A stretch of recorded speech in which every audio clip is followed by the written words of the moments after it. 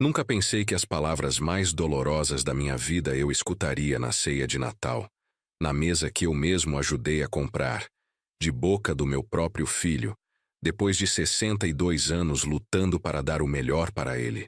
Era véspera de Natal de 2024. Eu havia chegado à casa do meu filho mais velho, carregando uma pasta com documentos que guardava há décadas, sem imaginar que precisaria usá-los naquela noite. Esperava uma ceia tranquila, dessas que eu sonhava desde que minha esposa partiu. Mas o que aconteceu mudou tudo entre nós para sempre. No meio do jantar, quando eu tentava conversar sobre os netos, meu filho me olhou nos olhos com uma frieza que nunca havia visto e disse algo que me cortou ao meio. Foi aí que eu abri aquela pasta e revelei segredos que havia guardado durante 30 anos. Coisas que ele nunca soube sobre os sacrifícios que fiz, as dívidas que paguei escondido, e até mesmo uma doença que escondi dele. O que aconteceu depois dessa revelação mudou não só o rumo daquela noite, mas toda a nossa relação familiar. Uma virada que ninguém esperava. Mas antes de continuarmos, confira se você já está inscrito no canal e escreva nos comentários. De onde você está assistindo este vídeo? Meu nome é Antônio Silva Santos. Tenho 62 anos. Sou aposentado da construção civil e viúvo há 5 anos. Durante toda a minha vida, acreditei que havia construído algo sólido, uma família unida, filhos formados e um legado do qual me orgulhar. Na noite de 24 de dezembro de 2024, meu mundo desabou com uma única frase. Era uma véspera de Natal típica em São Paulo. O calor de dezembro pesava no ar, mas eu estava animado. Havia me arrumado com minha camisa social azul clara, a mesma que usava nas datas especiais, e peguei a pasta de documentos que sempre guardava no armário do quarto. Não sabia por quê, mas algo me dizia para levá-la. Meu filho Ricardo, de 35 anos, morava em uma casa no bairro da Vila Madalena que eu havia ajudado a comprar quando ele se formou em engenharia. Era casado com Fernanda, uma mulher simpática que trabalhava como advogada, e tinham 2 filhos, Pedro, de 10 anos, e Ana, de 7. Quando cheguei à casa deles às 19 horas, como combinado, senti algo diferente no ar. Ricardo me cumprimentou na porta, mas não com o sorriso caloroso de sempre. Havia algo frio em seus olhos, algo que eu não conseguia decifrar. Fernanda me beijou no rosto, mas evitou meu olhar. As crianças correram para me abraçar, e foi só com elas que senti o calor familiar que esperava. A mesa estava posta com a louça especial, aquela que eu havia dado de presente de casamento para eles.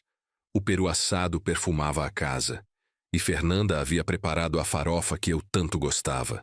Tudo parecia perfeito na superfície, mas algo estava errado. Eu sentia na pele, depois de décadas trabalhando com pessoas e lendo entrelinhas. Durante o jantar, tentei puxar conversa sobre os netos, sobre a escola, sobre os planos para o ano que vem. Pedro me contou sobre o time de futebol da escola, e Ana mostrou os desenhos que havia feito.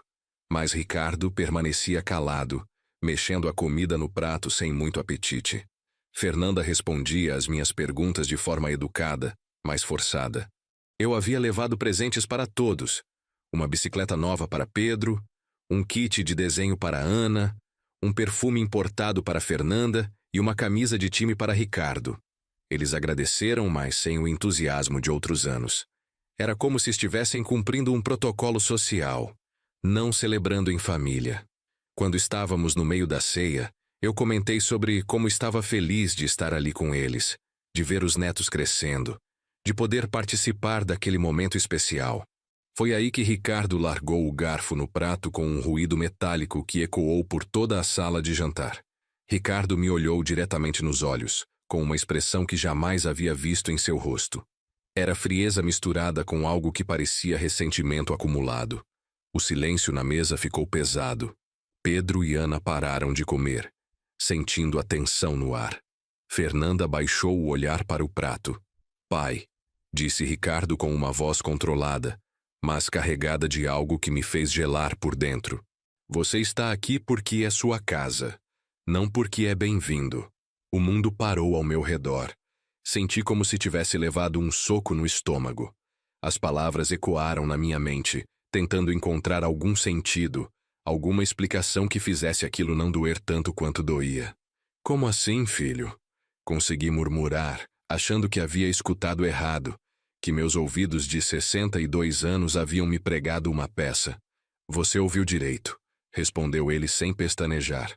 Esta casa é tecnicamente sua também, já que você ajudou a comprar. Mas isso não significa que sua presença seja desejada aqui. Fernanda sussurrou.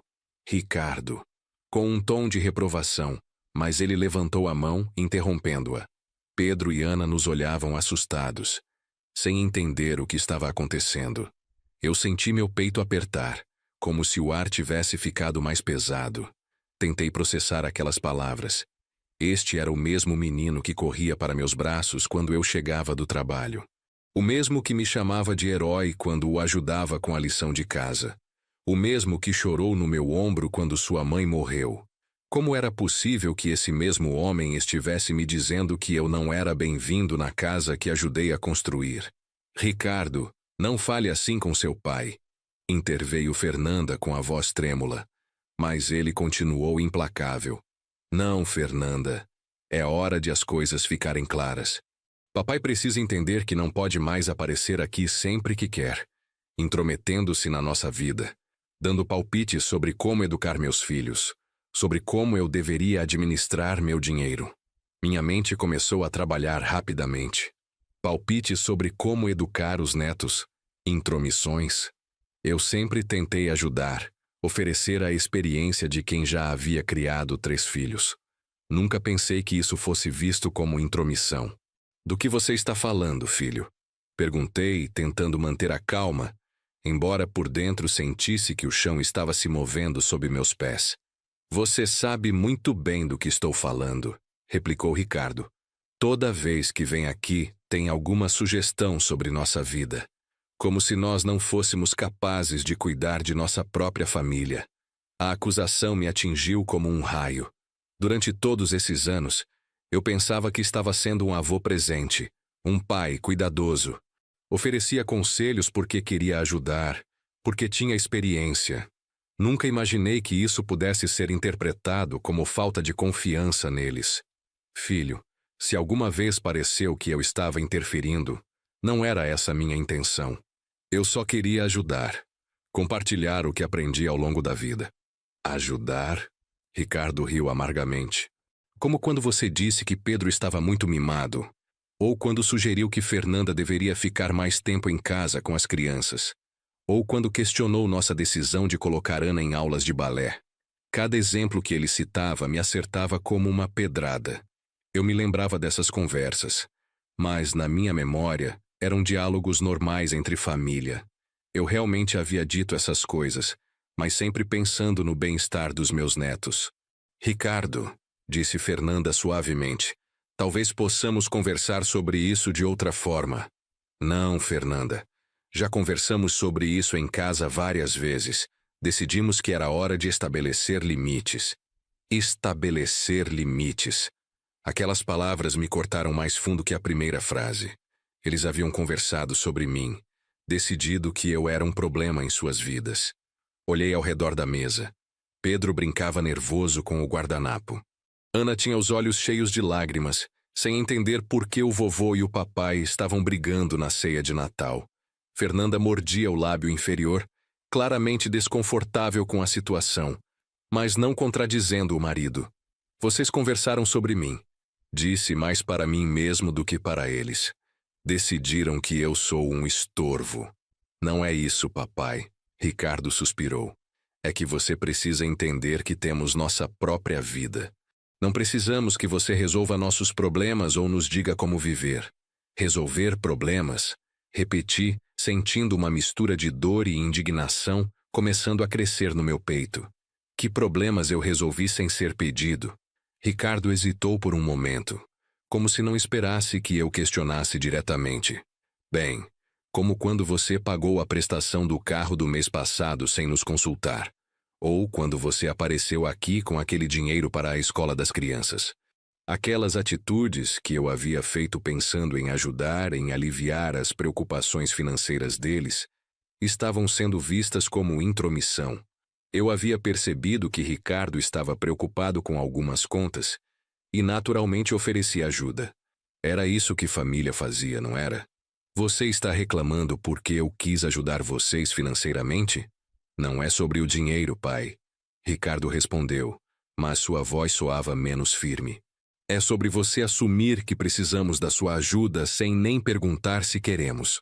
Fernanda colocou a mão no braço do marido, como se quisesse que ele parasse por ali.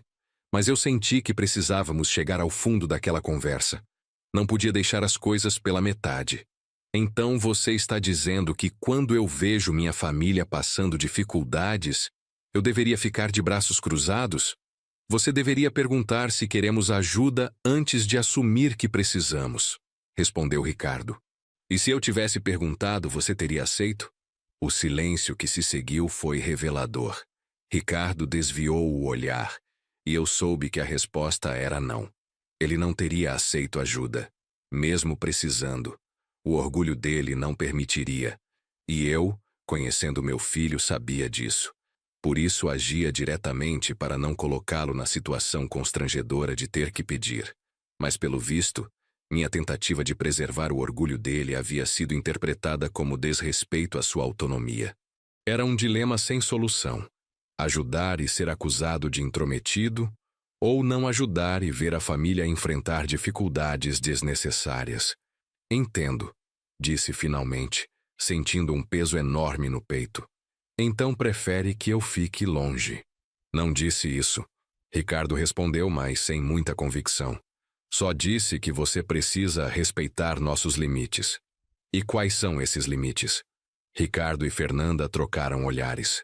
Era claro que haviam discutido isso antes, que tinham uma lista mental de regras que eu deveria seguir. Bem, começou Ricardo, talvez você pudesse ligar antes de vir. E quando vier, evitar dar conselhos que não foram pedidos. E sobre questões financeiras, preferimos resolver sozinhos. Cada palavra era como um prego sendo martelado no caixão do nosso relacionamento familiar. Eles estavam estabelecendo um protocolo para minha presença, como se eu fosse um visitante inconveniente, não o pai e avô da família. Mais alguma coisa? Perguntei, tentando manter minha dignidade intacta, embora por dentro estivesse se desmoronando. O desconforto na mesa era palpável. Pedro havia parado completamente de comer e olhava fixamente para o prato. Ana secava discretamente uma lágrima. Fernanda mexia nervosamente no guardanapo. Ricardo olhava para qualquer lugar, menos para mim. Foi nesse momento que senti uma clareza estranha tomar conta de mim. Durante 62 anos, eu havia construído minha vida em torno da família. Trabalhei duro na construção civil, sob sol e chuva, carregando peso e suportando dores nas costas. Tudo para garantir que meus filhos pudessem ter uma vida melhor que a minha. Quando minha esposa Maria morreu de câncer, 5 anos atrás, eu me agarrei ainda mais aos filhos e netos. Eles eram meu propósito, minha razão de continuar. Mas ali, naquela mesa de Natal, eu estava sendo informado de que minha dedicação era vista como intromissão, minha preocupação como invasão de privacidade. Respirei fundo e olhei para a pasta que havia trazido. Durante décadas, guardei documentos, recibos e recordações, pensando que um dia eles poderiam ser importantes. Nunca imaginei que seria importante para provar meu amor e dedicação para meu próprio filho. Ricardo, disse com uma voz mais calma do que sentia por dentro. Antes de vocês estabelecerem esses limites definitivamente, existe uma coisa que preciso te mostrar. Abri a pasta e tirei de dentro um envelope amarelado pelo tempo. Era de 1993, quando Ricardo estava cursando engenharia na Universidade de São Paulo. Ricardo me olhou com curiosidade, não reconhecendo o documento. Você se lembra de quando estava no 4º ano da faculdade e quase teve que trancar o curso? Perguntei, abrindo o envelope cuidadosamente. Ricardo franziu a testa. Vagamente. Por quê? Tirei de dentro do envelope uma série de recibos e documentos. Você se lembra de ter me contado que não conseguiria pagar a matrícula do último ano porque tinha perdido o estágio? Lembro que resolvemos isso de alguma forma, Ricardo respondeu, ainda não entendendo onde eu queria chegar. Resolvemos, repeti, colocando os recibos sobre a mesa. Você sabe como resolvemos? Fernanda se inclinou para olhar os documentos. Eram recibos de empenho de uma casa, a casa onde eu morava na época. Minha primeira casa própria, que havia conquistado depois de 20 anos pagando aluguel. Eu empenhei minha casa para pagar sua faculdade, disse simplesmente. Fiquei 2 anos pagando juros altíssimos para o agiotas, correndo o risco de perder tudo para que você pudesse se formar. O silêncio na mesa mudou completamente de qualidade. Não era mais desconforto ou tensão. Era choque. Ricardo pegou um dos recibos e o examinou, como se não conseguisse acreditar no que estava vendo. Pai, eu não sabia. Claro que não sabia, porque eu nunca te contei. Continuei tirando documentos da pasta. O segundo envelope continha recibos de um empréstimo que fiz em 2008. Você se lembra da crise financeira de 2008? Quando sua pequena empresa de consultoria quase faliu. Ricardo assentiu lentamente, seus olhos fixos nos documentos que eu colocava sobre a mesa. Você me disse que havia encontrado um investidor que salvou seu negócio, que um anjo da guarda apareceu do nada e emprestou R$50 mil sem juros, só pedindo para ser pago quando fosse possível. Um investidor anônimo, murmurou Ricardo, e vi em seus olhos o momento exato em que ele entendeu.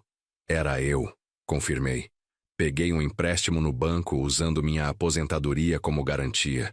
Fiquei 3 anos pagando esse dinheiro, trabalhando como pedreiro aos sábados e domingos, mesmo já aposentado para quitar a dívida.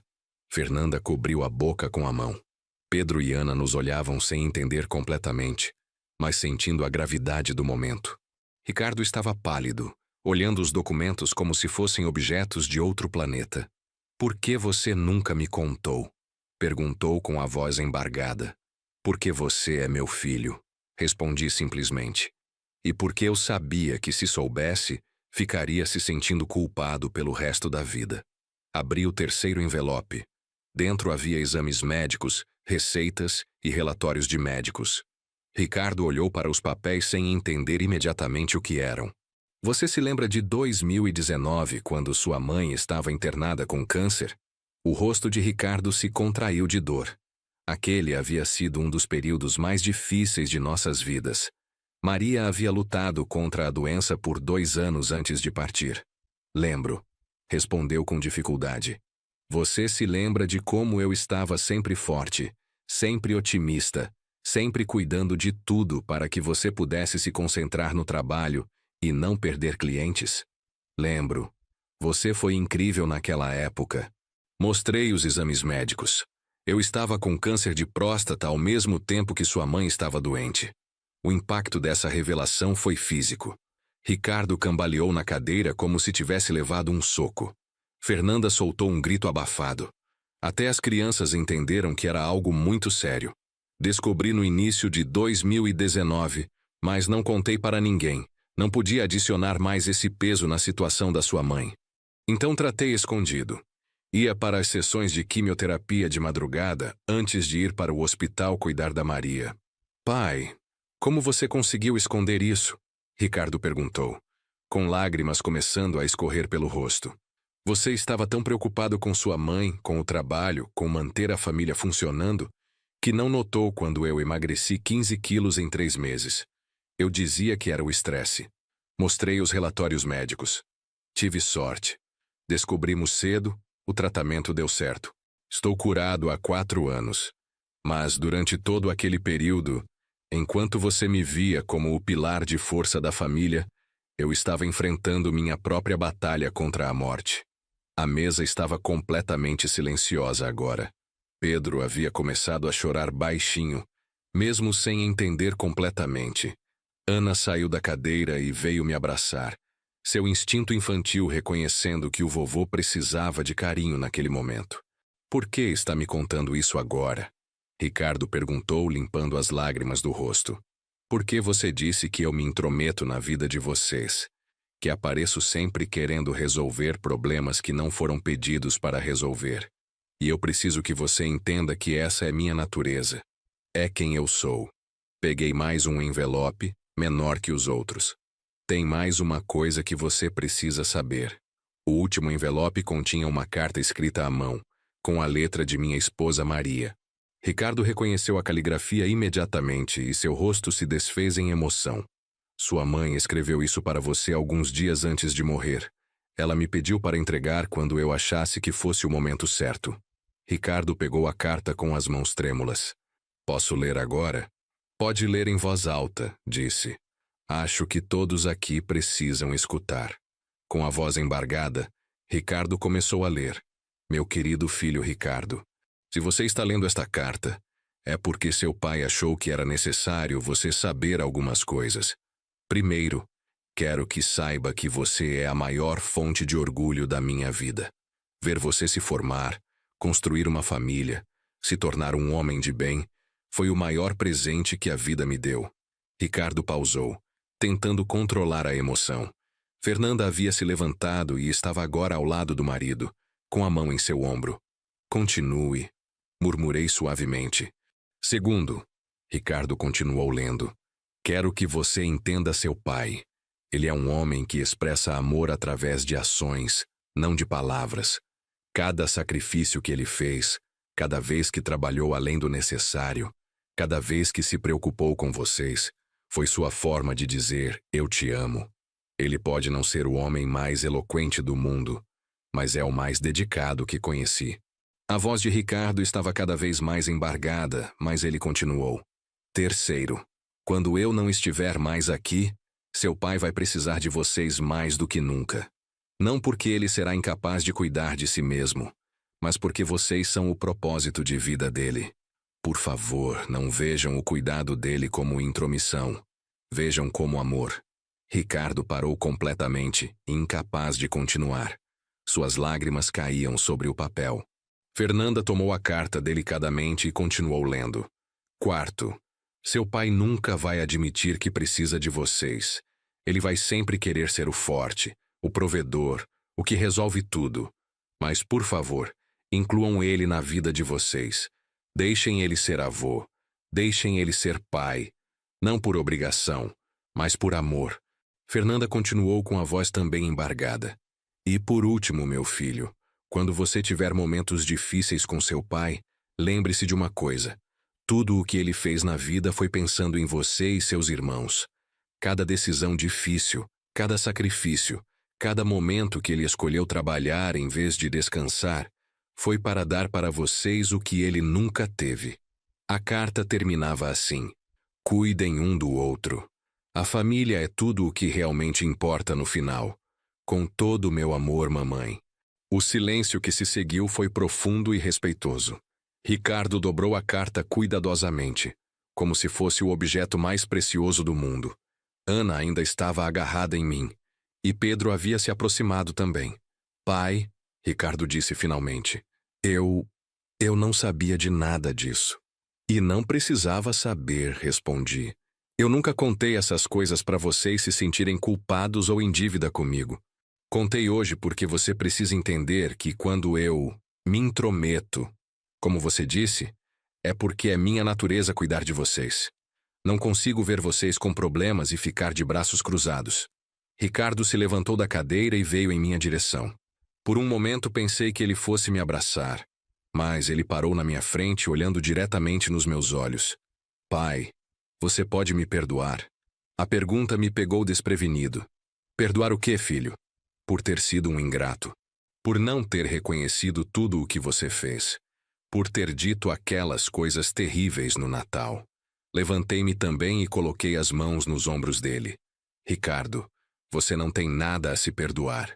Você estava defendendo sua família, sua autonomia. Isso não é errado. O que acontece é que, às vezes, as pessoas que mais amamos são as que mais conseguem nos machucar. Mas eu magoei você profundamente. Vi no seu rosto quando eu disse aquelas palavras. Magoou sim, admiti. Mas não porque você é um filho ruim. Magoou porque eu percebi que minha forma de demonstrar amor estava sendo interpretada de forma errada E isso me fez questionar se eu estava fazendo algo errado. Fernanda se aproximou de nós. Antônio, eu preciso pedir desculpas também. Eu sabia que Ricardo estava planejando ter essa conversa com você hoje. Não concordei completamente, mas também não o impedi. Fernanda, você não precisa se desculpar. Vocês têm direito de estabelecer limites na vida de vocês. O problema foi a forma como foi feito, não a intenção. Não, pai, Ricardo interrompeu. A intenção também estava errada. Eu estava vendo apenas o lado ruim das suas atitudes, não o lado bom. Não estava reconhecendo que tudo vinha de um lugar de amor. Pedro, que havia ficado quieto durante toda a conversa, se aproximou de mim. Vovô, o senhor está doente? Ajoelhei ao lado dele e expliquei da forma mais simples que pude. Estive doente há alguns anos, Pedro, mas agora estou bem. O importante é que quando a gente ama alguém, a gente cuida dessa pessoa, mesmo quando é difícil. Ana, ainda agarrada em mim, perguntou: Vovô, por que você nunca contou que estava doente? Porque às vezes, quando a gente ama muito alguém, a gente prefere sofrer sozinho para não fazer a pessoa que a gente ama sofrer também. Ricardo estava ouvindo nossa conversa e vi que ele estava entendendo algo maior. Não era só sobre as situações específicas que eu havia revelado, mas sobre toda uma filosofia de vida, sobre como eu entendia o que significava ser pai, ser avô, ser família. Pai, Ricardo disse, se sentando no chão ao lado dos filhos. Eu quero que você me explique uma coisa. Como você conseguiu fazer tudo isso sem nunca demonstrar que estava passando dificuldades? Porque essa é a função de um pai, Ricardo. A gente absorve as dificuldades para que os filhos possam viver sem esse peso. Mas isso é justo com você? A pergunta me fez pensar por um momento. Durante toda a minha vida, eu nunca havia me questionado sobre a justiça dos sacrifícios que fazia pela família. Era natural, automático. Justiça é uma palavra complicada quando se trata de família, filho. Não é sobre o que é justo para mim. É sobre o que é necessário para vocês. Mas você também merece ser feliz, não merece? Eu sou feliz quando vocês estão bem. Sempre fui. Fernanda se sentou no chão conosco, formando um círculo informal na sala de jantar. Antônio, mas e seus sonhos? Suas vontades pessoais? Você nunca quis nada só para você? A pergunta me pegou de surpresa. Fazia tanto tempo que eu não pensava em termos de sonhos pessoais que quase não sabia como responder. Eu tinha sonhos, admiti após um momento de reflexão. Queria viajar para o Nordeste, conhecer as praias de lá, queria aprender a tocar violão. Queria ter um pequeno sítio para plantar algumas coisas. E por que nunca fez isso? Perguntou Ricardo. Porque sempre aparecia algo mais importante. A faculdade de vocês, o casamento, os netos, as dificuldades financeiras. Meus sonhos podiam esperar, mas eles esperaram para sempre, observou Fernanda suavemente. Não para sempre, respondi. Eu ainda tenho tempo. Ricardo me olhou com uma expressão que eu não via há anos. Era admiração misturada com uma tristeza profunda. Pai, eu roubei seus sonhos. Não roubou nada, filho, eu escolhi abrir mão deles. Mas essa escolha teve um custo para você. Teve. Mas o custo de não ter feito essas escolhas teria sido maior para mim.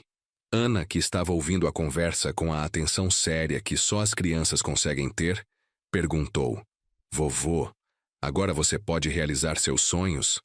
A pergunta de Ana me fez sorrir pela primeira vez naquela noite. Posso sim, minha netinha. E sabe o que mais? Agora eu posso realizar eles com vocês. Pedro se animou.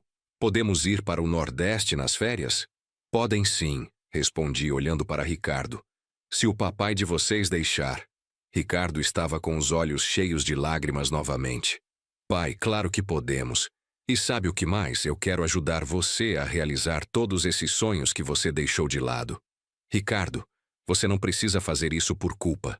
Não é por culpa. É porque eu quero.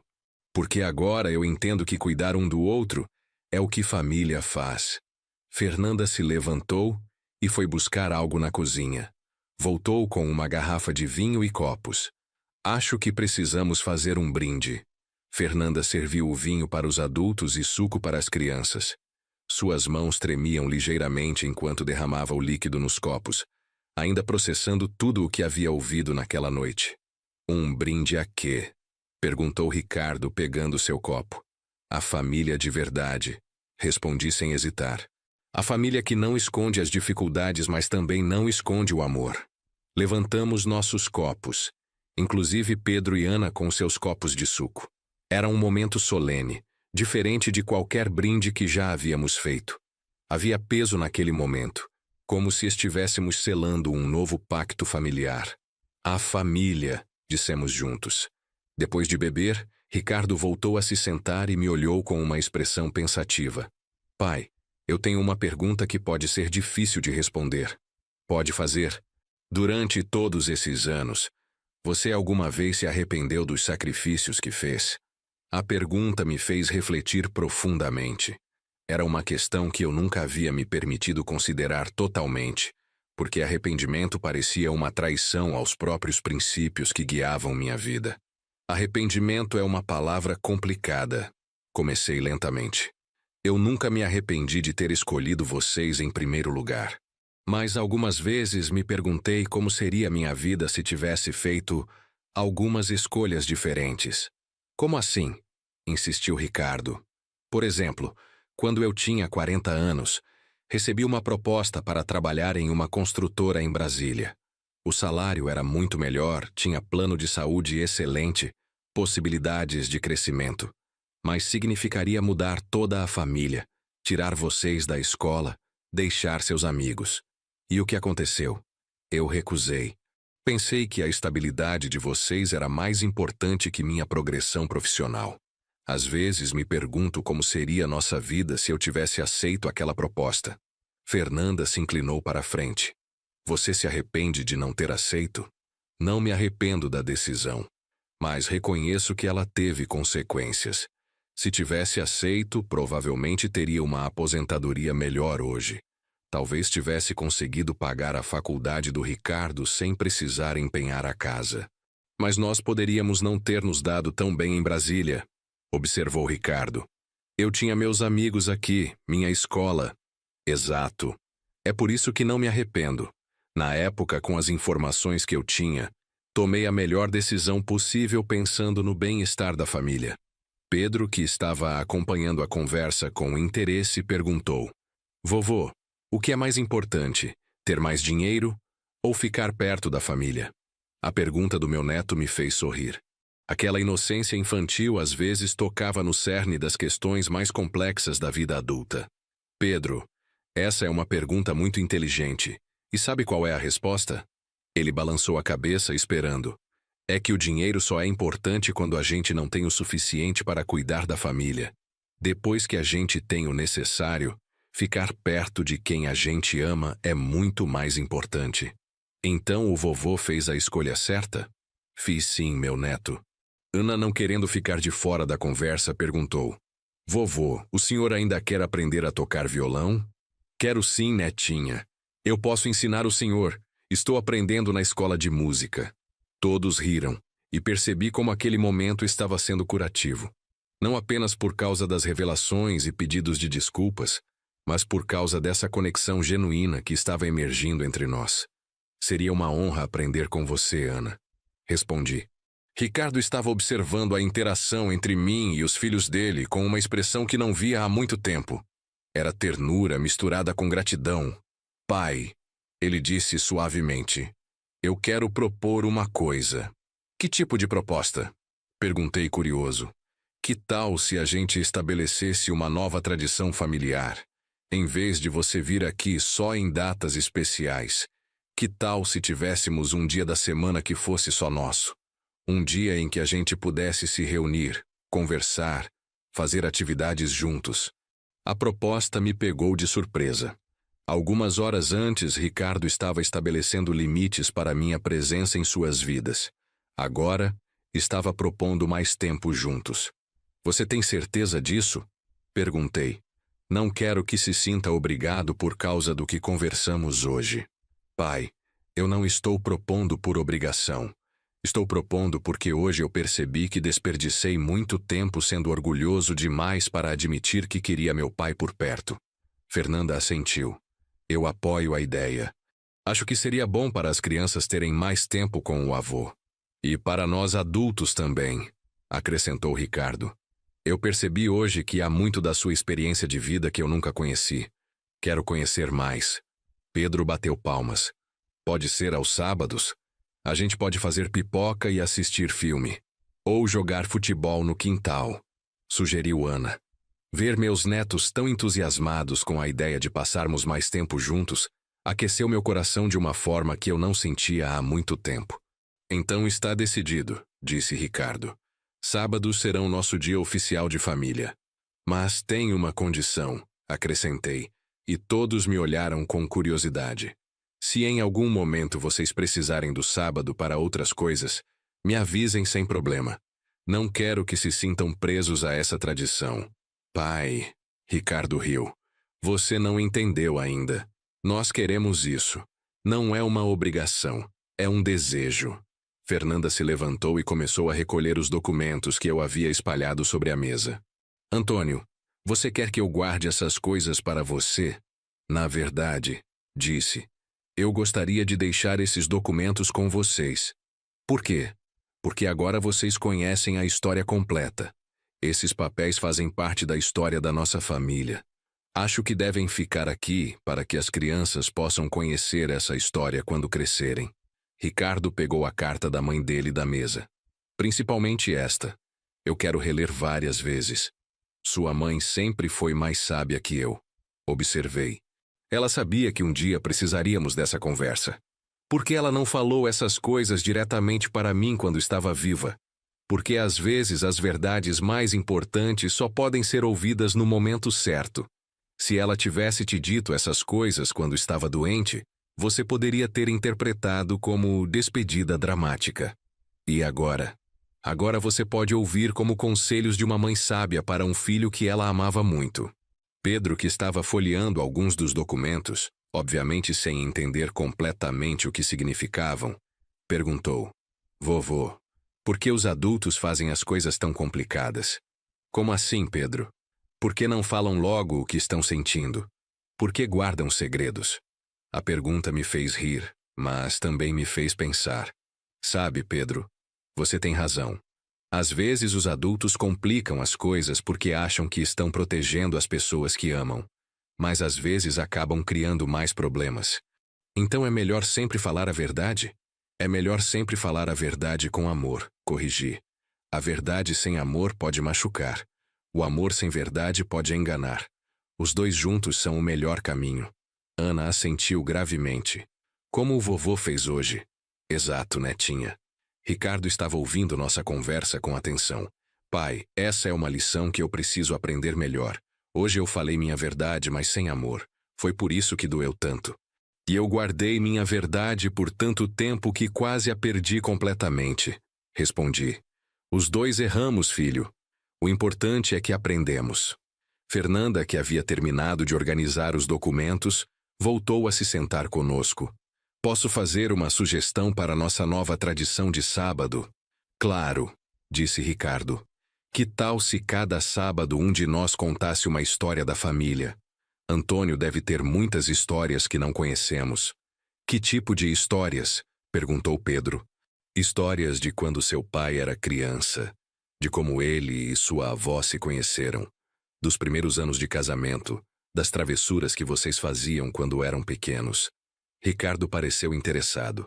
Pai, eu adoraria ouvir essas histórias. Percebo que conheço muito pouco sobre sua juventude. Tenho muitas histórias para contar, admiti. Algumas engraçadas, algumas tristes, algumas que podem ensinar alguma coisa. E eu posso contar histórias da mamãe também, sugeriu Ana. Das coisas que ela me contava sobre quando era criança. Isso seria maravilhoso, disse Ricardo com emoção.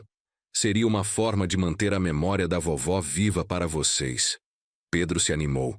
E eu posso contar histórias da escola. E eu também, acrescentou Ana. Ver meus netos tão entusiasmados com a ideia de compartilharmos nossas histórias me encheu de esperança.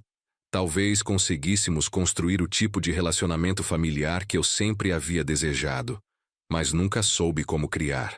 Sabe, disse Ricardo pensativamente. Hoje eu percebi uma coisa importante sobre nossa família. O que foi? Que a gente sempre se amou muito, mas nunca aprendeu a se comunicar direito. Cada um guardava seus sentimentos, seus medos, suas preocupações, e isso criava mal-entendidos. É verdade, concordei.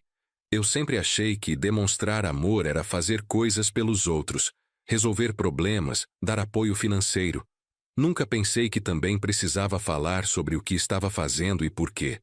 E eu sempre interpretei suas ações como falta de confiança na minha capacidade, quando na verdade eram demonstrações de amor. Fernanda assentiu. E eu ficava no meio vendo vocês dois se afastando, mas sem saber como ajudar. Mamãe sempre dizia que homem não sabe falar de sentimentos. Observou Ana inocentemente. Ricardo riu. Sua mãe estava certa, filha. Mas a gente pode aprender. É nunca tarde para aprender, acrescentei.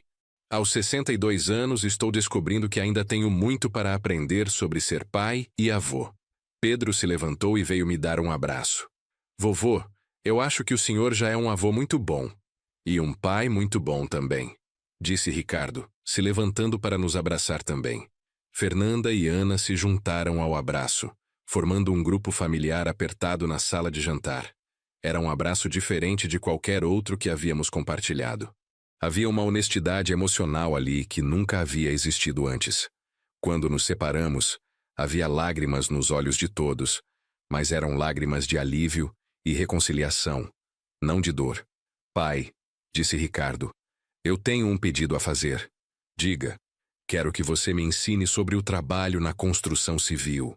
Quero entender melhor de onde você veio, o que enfrentou para chegar onde chegou. A sugestão me surpreendeu. Por que você quer saber sobre isso? Porque hoje eu percebi que conheço o homem que é meu pai, mas não conheço completamente o homem que você foi. Quero conhecer sua história completa, não só as partes que você considerava apropriadas para compartilhar. Algumas dessas histórias são duras, filho. Trabalhei em obras perigosas, passei por situações difíceis. Eu quero saber sobre as situações difíceis também. Faz parte de quem você é. Fernanda apoiou. Eu também gostaria de conhecer melhor sua história, Antônio. Sempre soube que você havia trabalhado duro, mas nunca entendi realmente o que isso significava. Está bem, concordei. Mas preparem-se.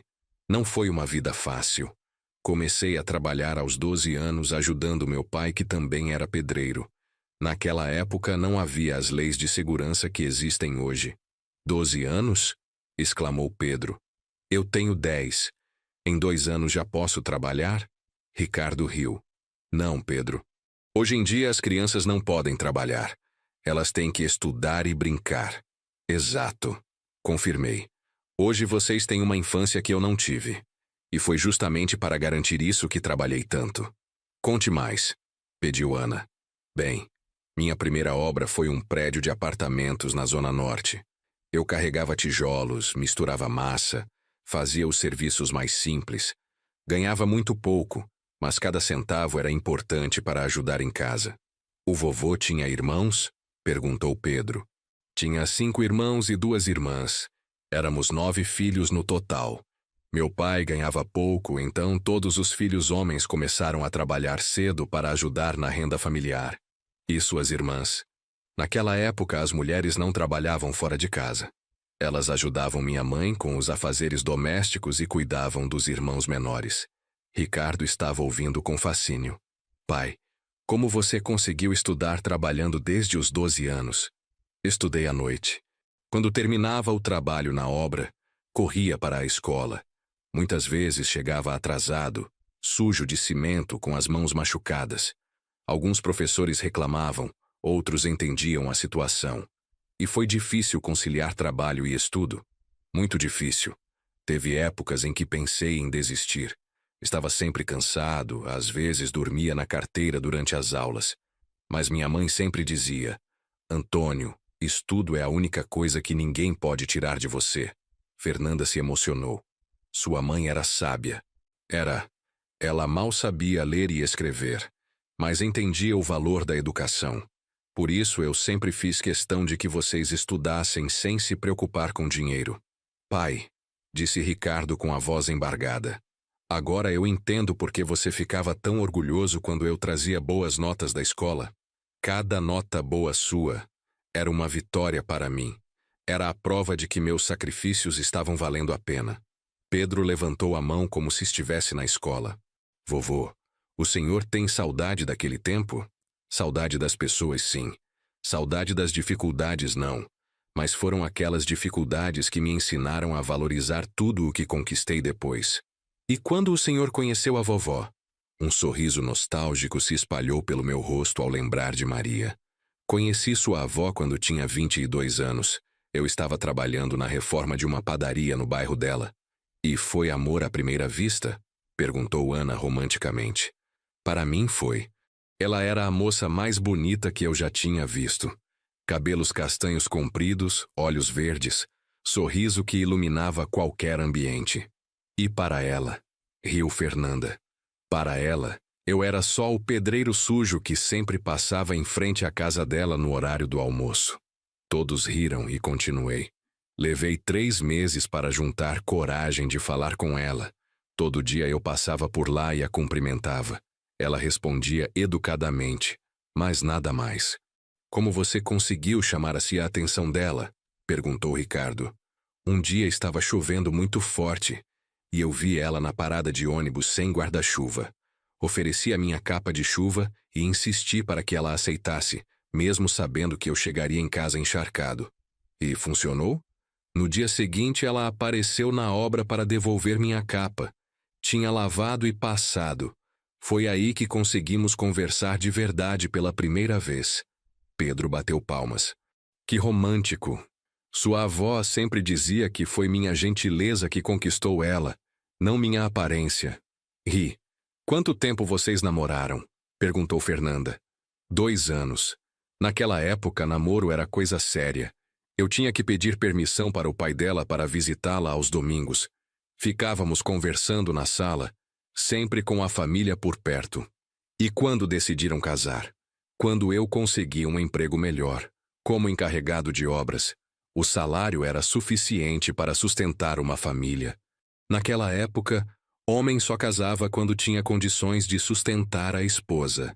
E a vovó trabalhava? Não. Depois que casamos, ela se dedicou completamente à casa e aos filhos. Foi uma mãe maravilhosa para vocês. Ricardo ficou pensativo. Pai, vocês tiveram uma vida muito diferente da nossa. Muito diferente. Éramos mais simples, tínhamos menos opções, mas talvez tivéssemos mais clareza sobre nossas prioridades. Que prioridades? Família, trabalho honesto, educação dos filhos. As coisas eram mais diretas naquele tempo. Ana perguntou. Vovô, o senhor e a vovó brigavam? Claro que brigávamos, netinha. Todo casal briga, mas sempre nos respeitávamos, mesmo durante as discussões. E sobre o que vocês brigavam? Principalmente sobre dinheiro. Eu sempre queria economizar mais, ela queria gastar um pouquinho a mais com coisas para casa ou para vocês quando eram crianças. E quem ganhava essas brigas? Riu Pedro. Sua avó sempre ganhava, admiti sorrindo. Ela tinha uma forma muito inteligente de argumentar. Nunca gritava, nunca fazia drama. Apenas apresentava seus pontos de vista com tanta lógica que eu acabava concordando. Ela devia ser muito inteligente, observou Fernanda. Era muito mais inteligente que eu em muitas coisas, principalmente nas questões emocionais da família. Eu entendia de trabalho e dinheiro, mas ela entendia de gente. Ricardo se inclinou para a frente. Pai, você sente falta dela? Todo dia, respondi sem hesitar, principalmente em momentos como este. Ela saberia exatamente o que dizer, como agir. Eu sempre fui melhor nas ações práticas. Ela era melhor nas palavras certas. Acho que ela estaria orgulhosa de como você lidou com a situação hoje, disse Fernanda suavemente. Espero que sim. Ainda estou aprendendo a fazer as duas coisas, as ações práticas e as palavras certas. Ana se levantou e foi buscar algo em seu quarto. Voltou com um desenho.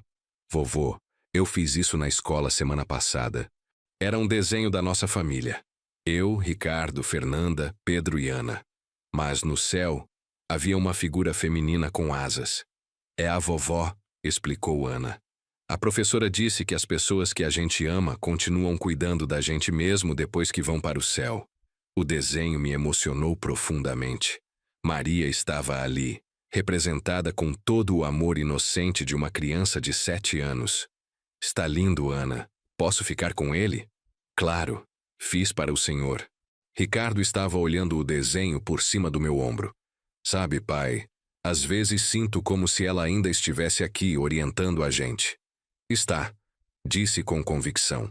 Quando você decidiu me dar chance de explicar meu lado hoje, quando conseguimos conversar de coração aberto, quando resolvemos criar essa nova tradição familiar, tudo isso tem o jeito da sua mãe de resolver as coisas. Como assim? Ela sempre acreditava que qualquer problema familiar podia ser resolvido com conversa honesta e muito amor. Era o método dela. Pedro bocejou. O emocional da noite estava cobrando seu preço nas crianças. Fernanda percebeu. Acho que está na hora das crianças irem dormir. Já passou muito da hora delas. Mas eu não quero que o vovô vá embora ainda, reclamou Ana. Não se preocupe, netinha. Agora eu vou vir aqui todo sábado. E se vocês quiserem, posso ligar para vocês durante a semana também. Pode mesmo? Perguntou Pedro animado. Claro. Agora que a gente aprendeu a conversar direito, vamos conversar sempre que vocês quiserem. Depois que Ricardo e Fernanda levaram as crianças para escovar os dentes e colocar o pijama, ficamos eu e ele sozinhos na sala por alguns minutos. Pai, ele disse, tem uma coisa que eu preciso te perguntar, e quero uma resposta bem honesta. Pode perguntar. Você me perdoa mesmo? De verdade? A pergunta me pegou desprevenido pela sua simplicidade e sinceridade. Ricardo, não há nada para perdoar. Claro que há. Eu disse coisas terríveis para você. Magoei profundamente o homem que sempre fez tudo por mim. Filho, você estava tentando proteger sua família e sua autonomia. Não há nada de errado nisso. Mas a forma como fiz foi errada. Foi, admiti. Mas eu também errei. Deveria ter conversado com você sobre meus sentimentos antes de deixar as coisas chegarem a este ponto. Então, nós dois erramos? Nós dois erramos. E nós dois aprendemos. Isso é o que importa. Ricardo ficou em silêncio por um momento. Pai, eu quero que você saiba que você sempre foi meu herói. Mesmo quando eu estava sendo ingrato, mesmo quando estava estabelecendo limites, no fundo eu sempre te admirei. Por quê? Por sua força, sua determinação, sua capacidade de sempre encontrar uma solução. Mesmo hoje, quando eu estava sendo cruel, você encontrou uma forma de nos unir novamente. Não foi só eu, filho. Você também teve coragem de ouvir, de reconhecer quando estava errado, de pedir desculpas. Isso exige muita maturidade. Aprendi com você, e eu estou aprendendo com você também. Hoje você me ensinou que é possível mudar padrões familiares estabelecidos há décadas. Fernanda voltou à sala. As crianças querem dar boa noite para o vovô antes de dormir. Fui ao quarto deles. Pedro e Ana estavam de pijama, escovados e prontos para dormir, mas claramente ainda processando tudo o que havia acontecido naquela noite. Vovô, disse Pedro, hoje eu aprendi que os adultos também podem mudar de ideia. É verdade, Pedro. As pessoas podem aprender coisas novas em qualquer idade. E que às vezes as pessoas fazem coisas difíceis porque amam outras pessoas. Acrescentou Ana. Exato, netinha. Vovô, Pedro perguntou. No sábado o senhor pode nos ensinar a jogar dama? Meu amigo da escola sabe jogar e eu quero aprender. Claro que posso. E Ana, quer aprender também? Quero. E posso ensinar o senhor a tocar violão? Pode sim. Vai ser uma troca justa. Eu ensino dama, você ensina violão. Eles sorriram e me deram beijos de boa noite. Saí do quarto com o coração mais leve do que estava há meses. De volta à sala, Ricardo e Fernanda estavam terminando de arrumar a mesa e guardar os documentos que eu havia trazido.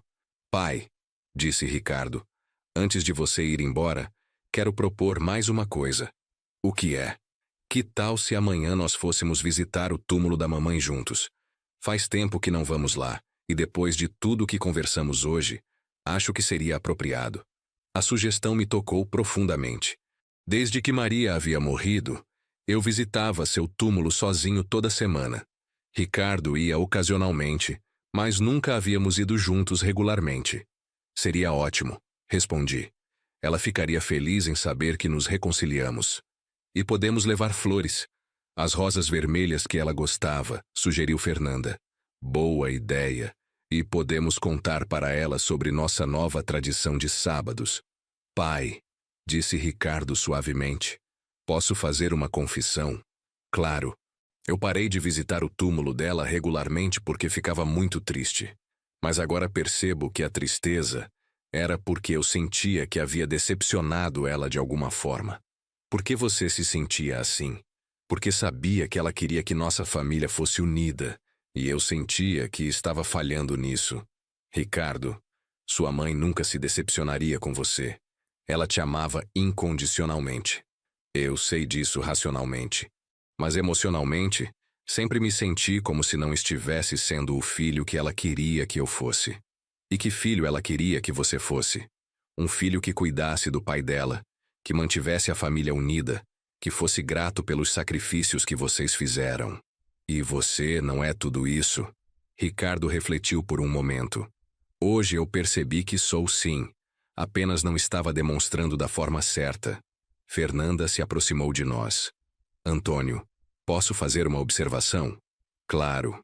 Hoje eu vi algo muito bonito acontecer aqui. Vi 3 gerações da mesma família aprendendo a se comunicar melhor. Pedro e Ana aprenderam que os adultos também têm sentimentos complexos. Ricardo aprendeu sobre os sacrifícios que você fez. E você aprendeu que demonstrar amor também inclui usar palavras, não apenas ações. É uma observação muito pertinente, Fernanda. Realmente foi uma noite de aprendizado para todos. E sabe o que é mais bonito? Continuou ela. É que agora temos uma base sólida para construir relacionamentos ainda melhores. Ricardo assentiu. Pai, eu sinto que hoje nós não apenas resolvemos um problema. Nós começamos uma nova fase da nossa relação. Uma fase baseada em honestidade e comunicação aberta. Completei. Gosto dessa ideia. Pai, tem mais uma coisa que eu quero te dizer. Diga. Eu quero que você saiba que, daqui para frente, pode contar comigo para qualquer coisa.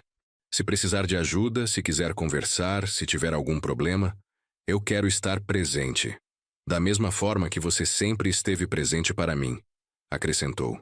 Ricardo, isso significa muito para mim, mas quero que saiba que não estou dizendo isso para que se sinta obrigado a retribuir tudo o que fiz. Não é por obrigação, pai. É porque eu quero. Porque agora eu entendo que cuidar um do outro é o que família faz. Fernanda sorriu. E agora as crianças vão crescer vendo esse exemplo. Vão aprender que família significa apoio mútuo, não apenas nos momentos felizes, mas principalmente nos momentos difíceis. Exato, concordei. Elas vão ter uma compreensão melhor do que significa família do que nós tivemos quando éramos jovens. E quando elas crescerem e tiverem suas próprias famílias, vão poder passar esses valores adiante, disse Ricardo. Olhei ao redor da sala onde havíamos passado aquelas horas transformadoras. A mesa ainda tinha some vestígios da ceia de Natal, mas a atmosfera era completamente diferente de quando eu havia chegado. Sabe, disse pensativamente, quando cheguei aqui hoje, eu estava preparado para uma ceia normal de Natal. Nunca imaginei que sairia daqui com uma família renovada. E eu estava preparado para estabelecer distância, admitiu Ricardo. Nunca imaginei que sairia daqui querendo mais proximidade. Fernanda riu suavemente. Às vezes as melhores mudanças acontecem quando menos esperamos. Sua mãe costumava dizer isso, lembrei. Ela dizia que Deus tinha um senso de humor peculiar, sempre colocando as lições certas nos momentos mais inesperados. Ela estava certa, concordou Ricardo. Se alguém me dissesse ontem que hoje eu estaria aqui planejando passar mais tempo com meu pai, eu diria que era impossível. E se alguém me dissesse que eu seria capaz de abrir meu coração desta forma, eu também duvidaria, confessei. Olhei para o relógio na parede. Já passava das 11 da noite. Uma ceia que havia começado às 7 se transformou em uma jornada emocional de 4 horas. Acho que está na hora de eu ir para casa, disse, embora não quisesse que aquele momento terminasse. Pai, você tem certeza de que quer dirigir a esta hora? Pode ficar aqui hoje, dormir no sofá. Obrigado pelo oferecimento, filho, mas prefiro ir para minha casa. Preciso de um tempo para processar tudo o que aconteceu hoje. Eu entendo, disse Ricardo. Também preciso de tempo para digerir tudo. Levantei-me e comecei a me preparar para sair. Fernanda foi buscar minha pasta, agora vazia dos documentos que havia guardado por tanto tempo. Antônio, ela disse, me entregando a pasta. Obrigada por ter confiado em nós hoje, por ter dividido sua história conosco. Obrigado por terem ouvido, por terem me dado a chance de explicar. Ricardo me acompanhou até a porta. No caminho, ele parou e me olhou com uma expressão séria. Pai, eu tenho um último pedido a fazer. Qual? Na próxima vez que você sentir que está sendo um incômodo, ou que não é bem-vindo, por favor, converse conosco antes de guardar esses sentimentos. Não queremos passar por isso novamente. E se vocês realmente precisarem de espaço, me digam diretamente. Com carinho, mas com honestidade. Prometido, disse Ricardo. E pai, sim, eu te amo. Deveria ter dito isso mais vezes ao longo dos anos. As palavras me atingiram como um raio morno no peito. Eu também te amo, filho. Sempre amei, mesmo quando não sabia como demonstrar. Nos abraçamos novamente, um abraço longo e significativo. Quando nos separamos, ambos tínhamos lágrimas nos olhos, mas eram lágrimas de gratidão. Até amanhã, disse Ricardo. Vamos nos encontrar às 10 da manhã para ir ao cemitério? Perfeito. E Ricardo? Sim? Sua mãe ficaria muito orgulhosa de você hoje. Dirigi para casa em silêncio, absorvendo tudo o que havia acontecido. As ruas de São Paulo estavam mais vazias, típico da noite de Natal.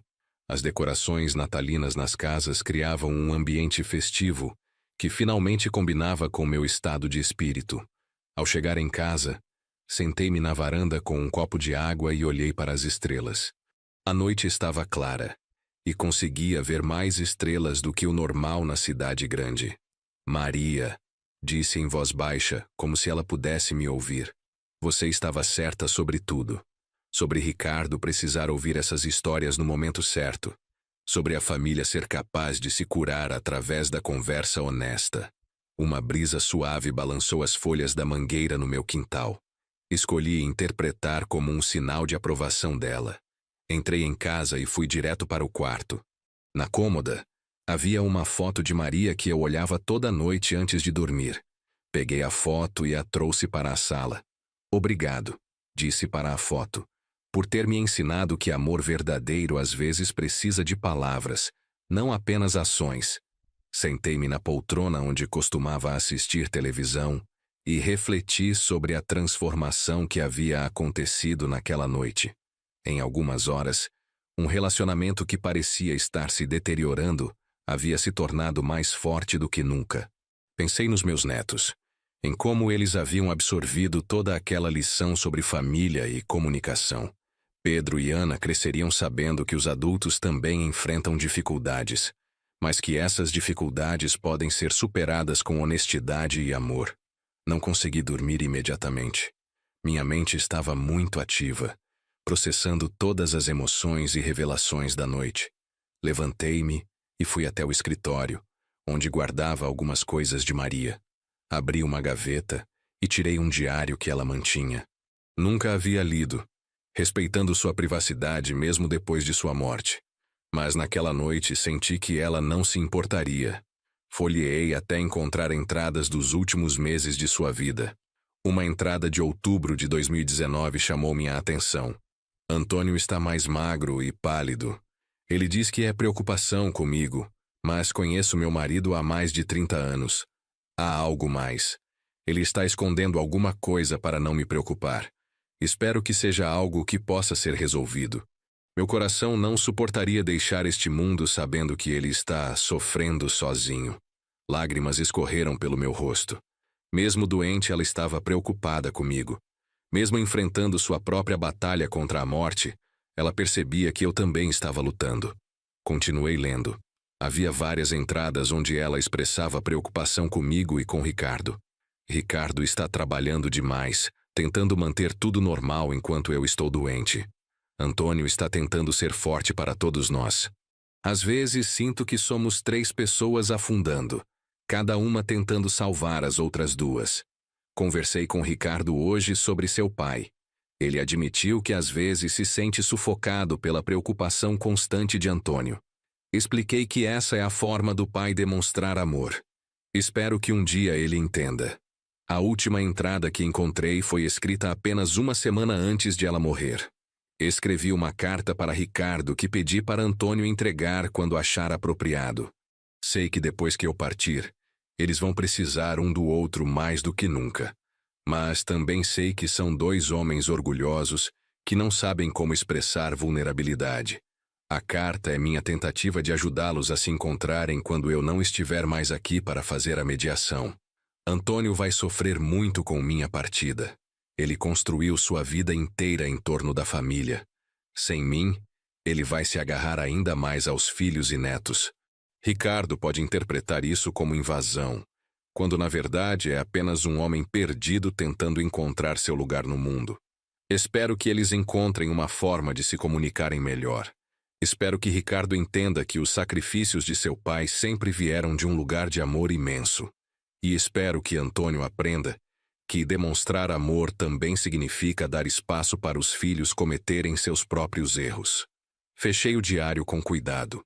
Maria havia previsto exatamente o que aconteceria conosco.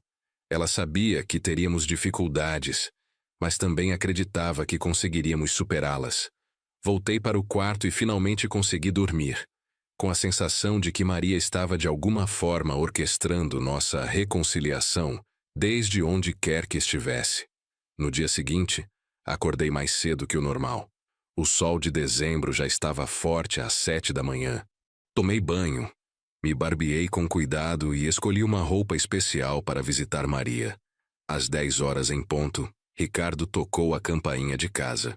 Quando abri a porta, vi que ele também havia se arrumado especialmente para a ocasião. Vestia uma camisa social azul clara, similar à que eu usava em datas importantes. Bom dia, pai. Bom dia, filho. Dormiu bem?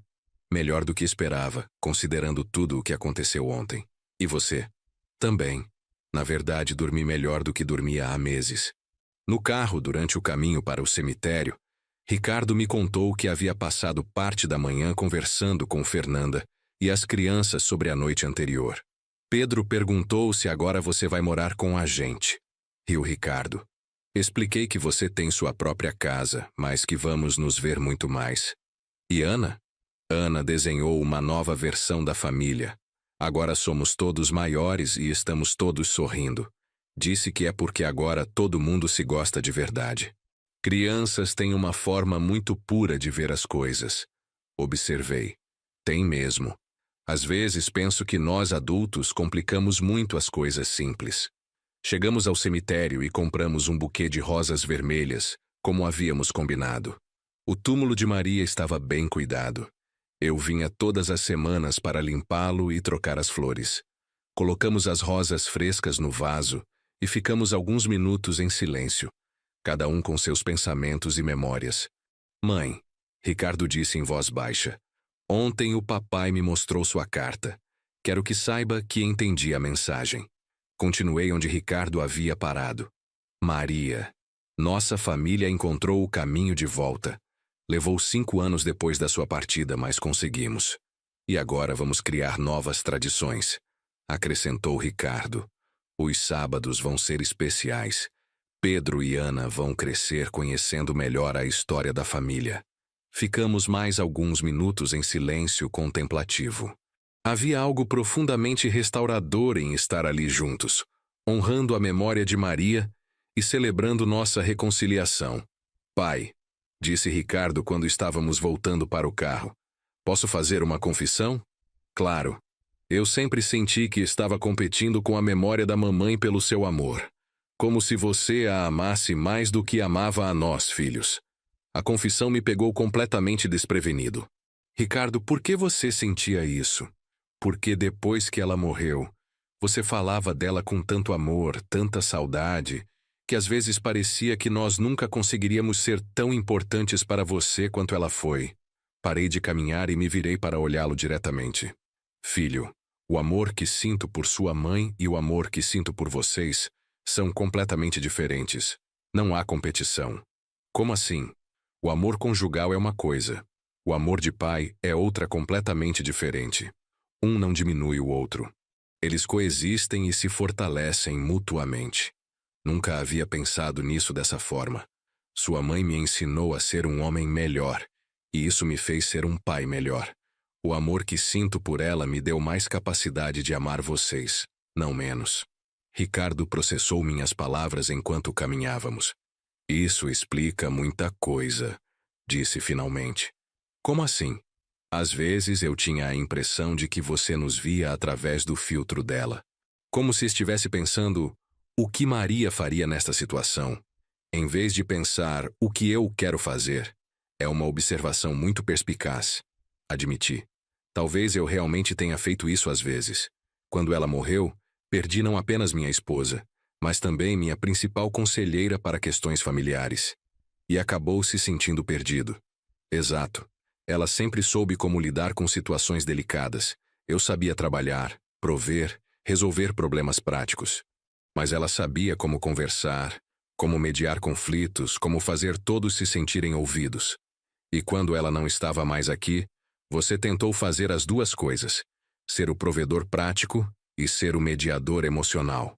Sim, mas não era muito bom na segunda parte. Pai, Ricardo riu. Depois de ontem posso dizer que você aprendeu bastante sobre mediação emocional. Aprendi sim, mas levou 5 anos e quase perder meu filho para entender como fazer. Chegamos ao carro e nos sentamos por um momento antes de partir. Havia algo libertador em finalmente entender as dinâmicas que haviam complicado nosso relacionamento. Sabe o que é interessante? Disse Ricardo. Ontem, pela primeira vez, senti que estava conversando com você, não com a versão de você filtrada pelas expectativas da mamãe. E como foi essa sensação? Assustadora no início, mas depois, muito melhor. Mais real, mais honesta. Para mim também foi libertador. Admiti. Fazia tanto tempo que eu tentava ser o homem que achava que Maria queria que eu fosse, que havia esquecido de ser simplesmente eu mesmo. E quem é você mesmo, pai? A pergunta me fez sorrir. Ainda estou descobrindo. Mas acho que é alguém que ama profundamente, que às vezes erra na forma de demonstrar esse amor, mas que está sempre disposto a aprender e melhorar. Gosto dessa definição. No caminho de volta, paramos em uma padaria onde costumávamos ir quando Ricardo era criança. Pedimos café e pão de açúcar como fazíamos nos domingos de sua infância.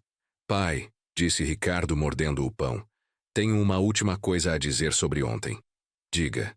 Obrigado por não ter desistido de mim, por ter trazido aqueles documentos, por ter insistido em me mostrar a verdade, mesmo quando eu estava sendo cruel. Nunca desistiria de você, Ricardo. Você é meu filho.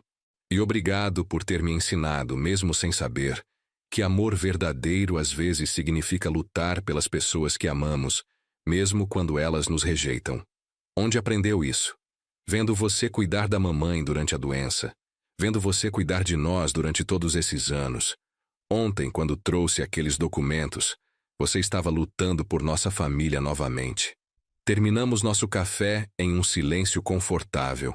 Era o tipo de silêncio que existe entre pessoas que se entendem profundamente. Quando nos despedimos em casa, Ricardo me deu um abraço diferente. Não era o abraço protocolar de sempre, mas um abraço de alguém que havia reencontrado seu pai. Até sábado, pai. Até sábado, filho. Enquanto o via partir, senti que finalmente havia cumprido a promessa silenciosa que fiz a Maria em seu leito de morte. Cuidar da família e mantê-la unida. A ceia de Natal de 2024 havia terminado. Nossa nova vida familiar estava apenas começando.